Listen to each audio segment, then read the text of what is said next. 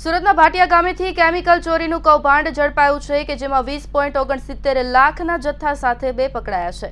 સુરતના સચિન નજીક ભાટિયા ગામે આવેલા પ્રમુખરાજ પેટ્રોલ પંપના કમ્પાઉન્ડમાં ટેન્કરમાંથી કેમિકલ ચોરી કરાઈ રહી છે।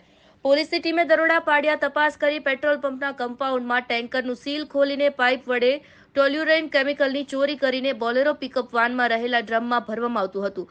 પોલીસે કેમિકલના ટેન્કરના ડ્રાઈવર શિવશંકર યાદવ કે જે રહેવાસી છે કૃષ્ણાનગર આસપાસ 3 રસ્તા લિંબાયત અને પ્રણવ અલ્પેશ પટેલ રહેવાસી પ્રમુખ રાજપંપ કમ્પાઉન્ડની ધરપકડ કરી છે।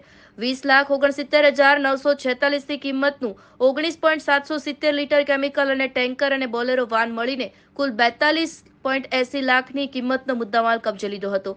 પોલીસની પ્રાથમિક પૂછપરછમાં પ્રણવ પાસેથી ગોડાદરા માન સરોવર સોસાયટીમાં રહેતા લક્ષ્મણ રામલાલ ખટીકે વાહન પાર્ક કરવા માટે ₹5,000 ભાડે જગ્યા રાખી હોવાનું જણાવ્યું હતું। પોલીસે લક્ષ્મણ ખટીક અને પિકઅપ વાનના ચાલકને વોન્ટેડ જાહેર કર્યા છે।